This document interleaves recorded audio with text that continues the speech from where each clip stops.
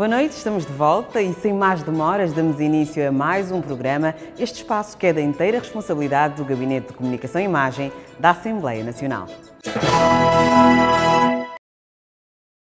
A Assembleia Nacional realizou na manhã desta quinta-feira uma reunião plenária solene por ocasião da visita de Sua Excelência Sérgio Mattarella, Presidente da República de Itália, que chegou a Angola na noite de terça-feira. Sérgio Mattarella discursou no Parlamento angolano, onde enalteceu as relações bilaterais entre os dois países, bem como o potencial econômico de Angola.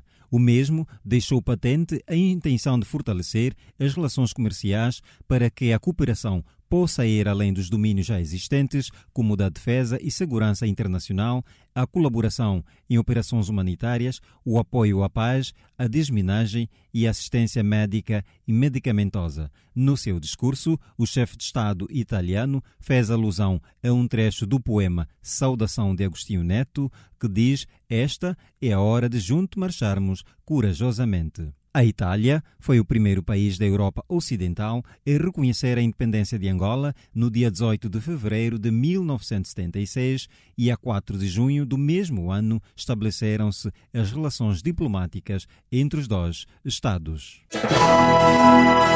O presidente da Assembleia Nacional, Fernando da Piedade Dias dos Santos, orientou na manhã de ontem, dia 6, a Conferência dos Presidentes dos Grupos Parlamentares. Neste encontro foram definidas as agendas da terceira e quarta reuniões plenárias ordinárias da segunda sessão legislativa da presente legislatura. Para o dia 20 de fevereiro, a Assembleia Nacional vai realizar a sua terceira reunião plenária ordinária e vai apreciar e votar a Conta Geral do Estado referente ao exercício fiscal de 2016. Para o dia 21, está prevista a realização da quarta reunião plenária ordinária da Assembleia Nacional, que vai proceder à votação final global de 6 diplomas legais, nomeadamente da proposta de lei que aprova o Código do Imposto sobre Valor Acrescentado, da proposta de lei que aprova o Código do Imposto Especial de Consumo, da proposta de lei de alteração ao Código do Imposto sobre Rendimentos do Trabalho, da proposta de lei de alteração ao Código do Imposto Industrial, da proposta de lei sobre a organização, exercício e funcionamento das atividades de comércio ambulante, feirante e de bancada de mercado e da proposta de lei de bases das privatizações. Vai igualmente apreciar nesta reunião plenária, na generalidade, 4 diplomas legais, nomeadamente a proposta de lei sobre as parcerias público-privadas, a proposta de lei que altera a lei das atividades petrolíferas, a proposta de lei que altera a lei sobre a tributação das atividades petrolíferas e a proposta de lei de alteração à lei da aviação civil.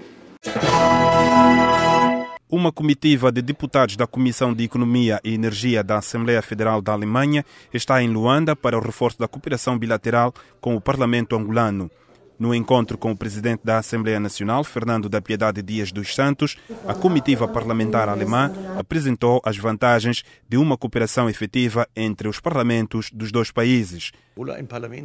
É importante que os dois parlamentos aprofundem as suas relações, podem conhecer-se melhor tanto os parlamentares, os parlamentos, as pessoas, e conjuntamente podem desenvolver iniciativas também, iniciativas que vão mais do que aquilo que os governos fazem. De seguida, a comitiva parlamentar alemã entrevistou-se com os membros da terceira e quinta comissões de trabalho especializadas da Assembleia Nacional. A cooperação parlamentar e o intercâmbio entre Angola e a Alemanha nos domínios da economia e das energias dominaram o encontro. Nós podemos também perceber que a Alemanha está num contexto de começar a buscar novos mercados particularmente em África.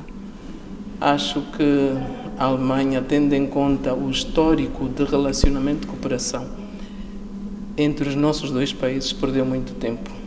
Pronto, agora há questões ligadas também com o Brexit e etc., que naturalmente fazem com que os diferentes países comecem a preparar, a equacionar saídas para, digamos, contrabalançar a situação que se há de debater contra a Europa ou sobre a Europa em relação ao Brexit. E acho que é neste sentido, mas o bom é que também venha muito na perspectiva de saber o que é que nós queremos.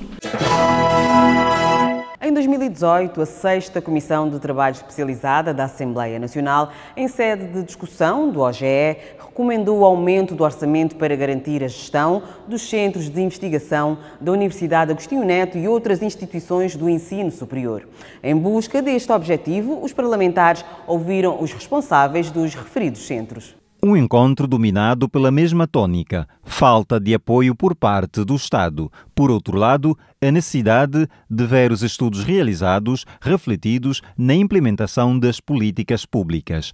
Apesar da falta de verbas, a diretora do Centro de Estudos de Apoio à Formação, Investigação e Extensão da Universidade Agostinho Neto, Susanete Costa, defende uma produção científica que vai de encontro à realidade do país. A nossa preocupação é fazer com que haja mais possibilidade de nós irmos de encontro à realidade dos problemas do país. Porque investigar é isso mesmo, ir à procura de soluções para os problemas do país. Então, se nós tivermos mais possibilidade, e há muita gente com vontade, mas o mesmo indivíduo que tem vontade de investigar, tem vontade de se dedicar, em vez de dar 2 disciplinas, tem de dar 3, 4 disciplinas. A que horas ele investiga? A falta de atualização, remodelação dos laboratórios, a ausência de reagentes para as áreas das ciências exatas encontram-se na vasta lista de constrangimentos apresentados pelos investigadores. O diretor do Centro de Educação Médica da Universidade Agostinho Neto, Mário Fresta, entende que o crescimento econômico e o desenvolvimento humano e sustentável passam pela investigação científica.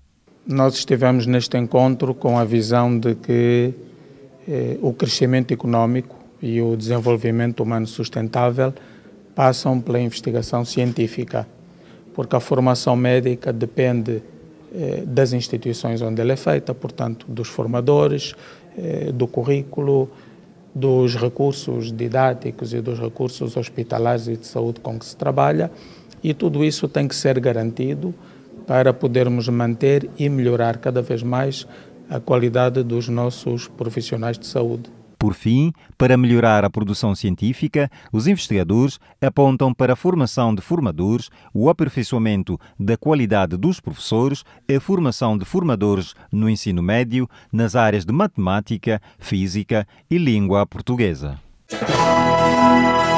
Reclamações, críticas e lamentações predominaram as intervenções dos estudantes do ensino superior que foram recentemente auscultados também pela 6ª Comissão de Trabalho Especializada da Assembleia Nacional. Um ensino que coincida com a realidade do país é o que querem os representantes das diversas plataformas estudantis. A inexistência de laboratórios, a ausência de acervo documental nas bibliotecas fazem parte dos males que contribuem para a ineficácia do ensino superior no nosso país. As reclamações e sugestões vêm daqueles que diariamente lidam com as necessidades do setor. Para melhorarmos o ensino, temos que investir no laboratório. Já há uma promessa de Sua Excelência Presidente da República na visita que teve à Universidade de se criar as condições relacionadas à biblioteca e o laboratório. E o que viemos fazer aqui a 6ª Comissão é reforçar aquilo que são as nossas principais preocupações, que é a falta de laboratório, a falta de estágios, a falta de um hospital universitário,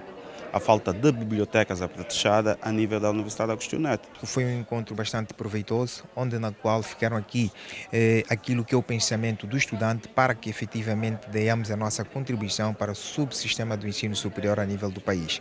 E tendo em conta essas grandes dificuldades também que os estudantes têm enfrentado no âmbito do seu percurso da formação, apontamos aqui também como a Rede de Transporte Estudantil, que é uma cooperativa para estudante que visa fundamentalmente facilitar os estudantes no âmbito da locomoção, porque nós temos constatado que efetivamente há um grande número de abandono escolar e acreditamos nós com a implementação quer da Rede de Transporte Estudantil, quer do Cartão Nacional de Apoio Estudante, quer do Fundo Nacional de Apoio Estudante, essas questões então serão praticamente ultrapassadas. E fizemos também agora aqui um apelo à sexta comissão para que intervenha, seja o nosso interlocutor ou a nossa ponte para com o Ministério do Ensino Superior e todas essas nossas questões que foram aqui abordadas seja efetivamente reconhecida e que efetivamente seja materializado aquilo que são os anseios da comunidade estudantil, sobretudo universitária. É a saída do encontro, orientado pelo presidente da Comissão de Saúde, Ensino Superior, Ciência e Tecnologia, Vítor Cajibanga, a coordenadora da Subcomissão de Ensino Superior da Sexta Comissão, Miraldina Jamba, considerou o encontro positivo à medida que foi possível identificar os pontos fortes e os pontos que devem ser melhorados. As dificuldades são várias. Os estudantes apresentaram problemas do pagamento de propinas, a necessidade da uniformização da tabela de preços, a questão de alguns estudantes serem expulsos por falta de pagamento. Isto constitui uma grande preocupação, porque um estudante que já está no terceiro ano, por exemplo, ter de abandonar a sala de aulas por falta de pagamento é constrangedor e, portanto, há necessidade de se criar mecanismos para se poder minimizar as dificuldades financeiras. O encontro, marcado com a presença de perto de 70 estudantes, teve como objetivo manter o intercâmbio com os estudantes universitários de Angola. Os funcionários e agentes parlamentares da Assembleia Nacional encerraram na passada semana o ciclo de palestras levado a cabo pela Secretaria-Geral com temas ligados à avaliação e desempenho, o papel da liderança na gestão de pessoas, o regime disciplinar e as relações humanas nas organizações. Estas formações visaram aprimorar os conhecimentos dos funcionários parlamentares no âmbito do Programa de Superação Técnico-Profissional da Administração Parlamentar. A primeira etapa de formação dirigiu-se a titulares de cargo de direção e chefia, enquanto que a segunda fase foi direcionada a funcionários e agentes parlamentares, incluindo os secretários dos gabinetes locais. De acordo com um dos preletores, o funcionário parlamentar Manuel Moisés, tanto o papel do avaliador como do avaliado têm a sua importância no processo de avaliação e desempenho. A minha comunicação baseou-se mais de como preparar a entrevista da avaliação de desempenho. Falamos um bocadinho sobre os erros que possivelmente podem ocorrer do processo, bem como o papel do avaliador e do avaliado. Relativamente ao papel do avaliador, é traçar um plano de ação individual ajustado não só ao conteúdo funcional do funcionário, mas também com as atribuições da unidade orgânica. O outro papel do avaliador é dar continuamente feedback ao funcionário. Podemos destacar também um outro papel como identificar as necessidades de formação para a melhoria do desempenho deste funcionário. Portanto, feito isto, ajuda a Direção de Recursos Humanos a elaborar o projeto anual de formação. Na perspectiva dos seminariados, cada uma das palestras esteve revestida de bastante conhecimento. Esta palestra tomei um conhecimento que eu não sabia naquilo que é como é feito o processo de avaliação, como nós, como funcionários parlamentares, devemos nos proceder para sermos bem avaliados. Sabemos que a competência, o modo de convivência com os colegas, a interação, isso tudo são aspectos importantes que devemos possuir, que é para também sermos bem avaliados. E um funcionário público deve pautar pela disciplina, pela idoneidade, por tudo aquilo que é positivo para as instituições públicas. Por sua vez, os secretários dos gabinetes locais de apoio ao Círculo Eleitoral Provincial de Deputados manifestaram-se da seguinte forma. É um processo que é continuado em cada ano que passa para poder o colega refletir e saber que eu peco neste ponto e no outro ponto. Então nos permite avaliarmos os colegas, como estamos, onde vamos, como estamos a andar.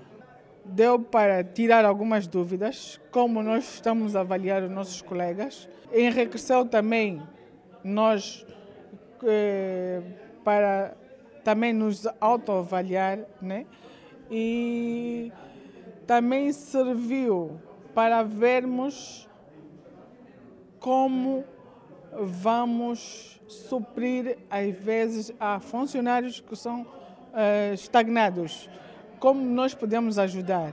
Nos últimos temas, sobre relações humanas e o papel da liderança, foram duas abordagens administradas pelos funcionários parlamentares Leonel Mateus e Elias Xinguli, que destacaram os diferentes tipos de gestão de quadros e de liderança dentro das organizações, tendo em conta a realidade de cada uma. Em representação do secretário-geral da Assembleia Nacional, Pedro Agostinho de Neri, o diretor de apoio parlamentar, Aniceto Pedro, encerrou o ciclo de palestras, realçando o contributo de cada uma no engajamento dos conhecimentos dos funcionários e agentes parlamentares.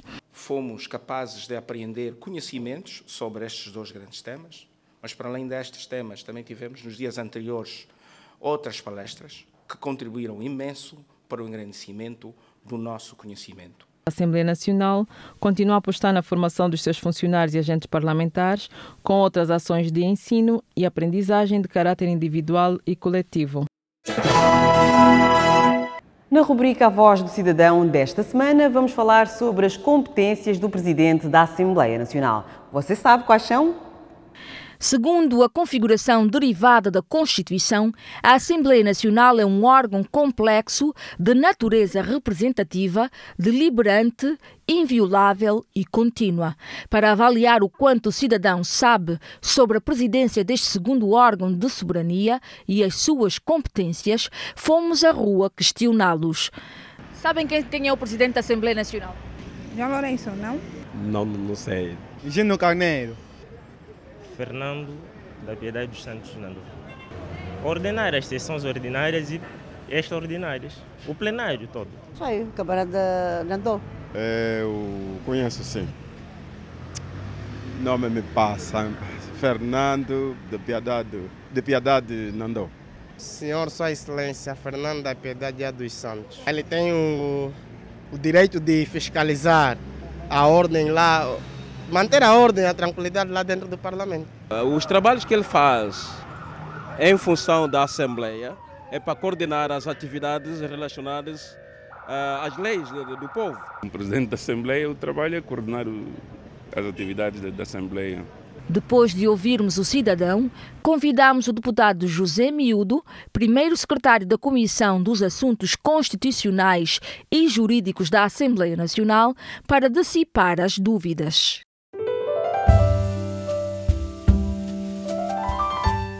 O número 1 do artigo 38 refere que o Presidente da Assembleia Nacional é o deputado que preside o plenário, representa a Assembleia Nacional, vela pela salvaguarda e sua dignidade e dirige e coordena as suas reuniões ou as suas atividades, bem como também exerce autoridade sobre todos os funcionários parlamentares.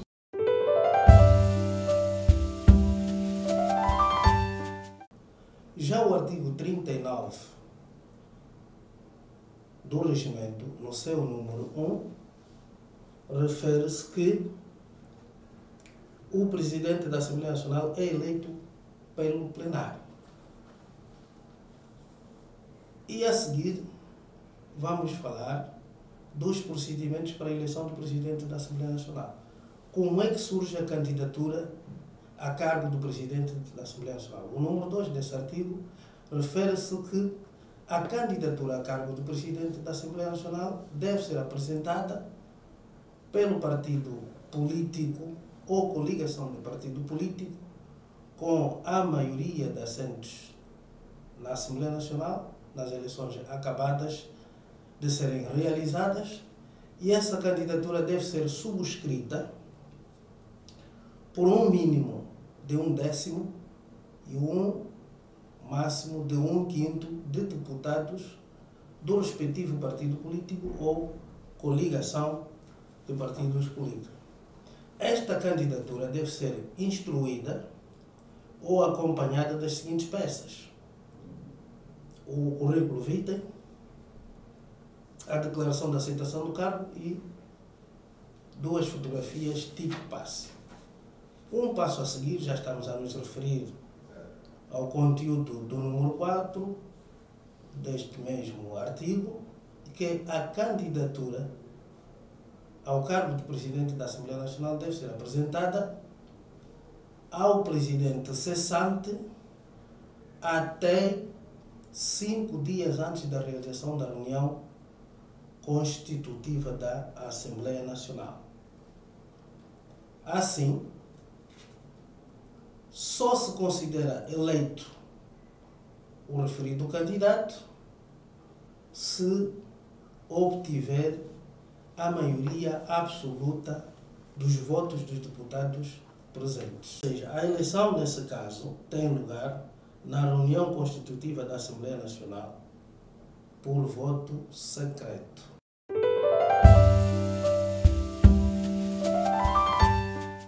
Quanto às reuniões plenárias, aquela prevista no artigo 44 do Regimento, esta a competência, não é mais senão aquela que o Presidente, na qual exerce os seus poderes e a direção, no sentido de organizar melhor as reuniões plenárias.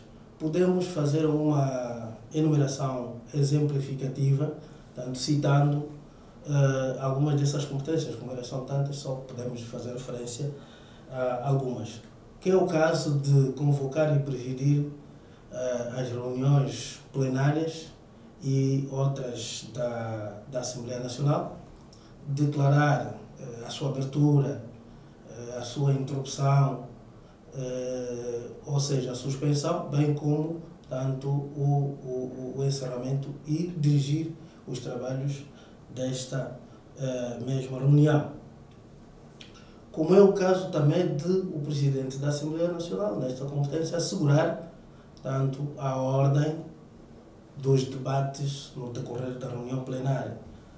E, no caso também de o Presidente da Assembleia Nacional autorizar os deputados a usarem a palavra e também, por vezes, para falar nos lugares onde se encontram sentados.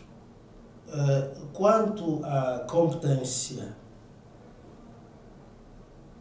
que se refere aos deputados, prevista no artigo 45, aqui podemos dizer exemplificativamente que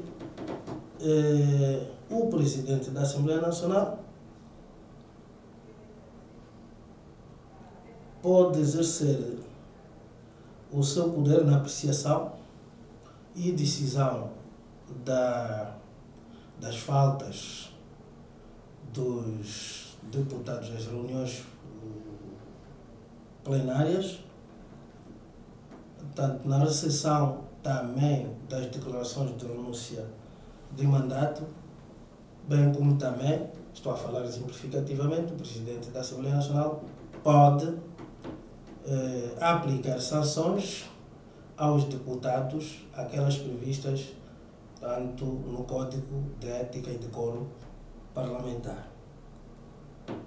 Relativamente às competências quanto às relações institucionais com outros órgãos, esta não é mais senão uma competência conferida ao Presidente da Assembleia Nacional para, tanto, garantir o melhor relacionamento com os outros órgãos.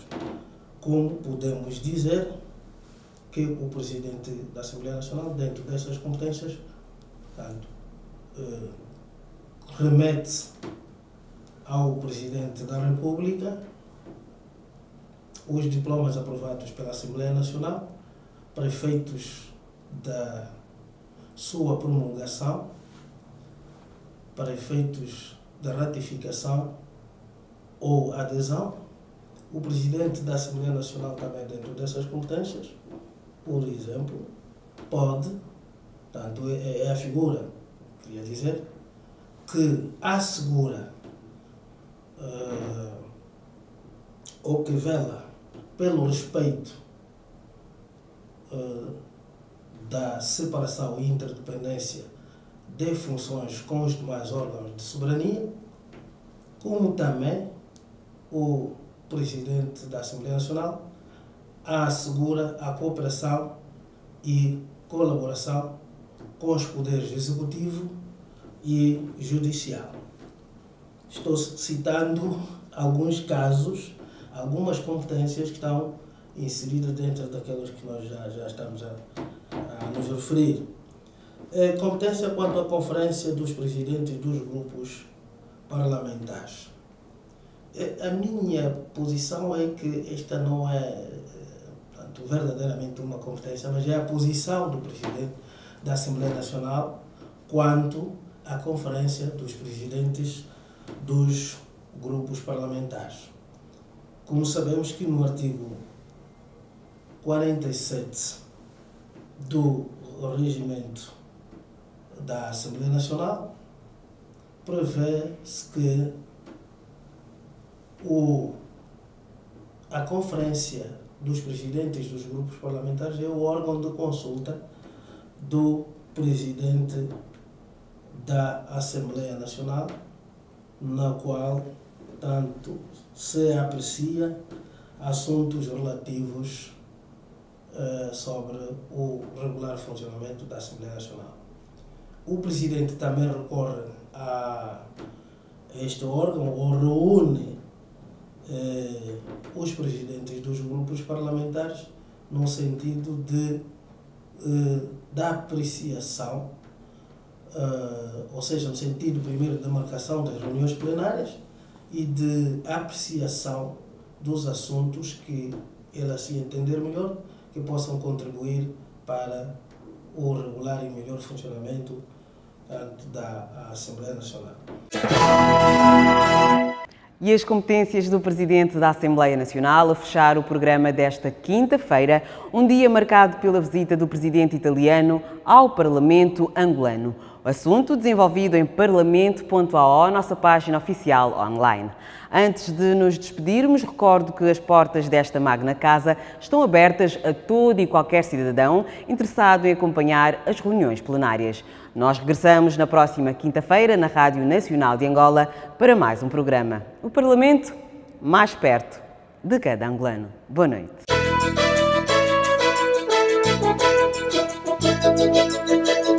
Oh,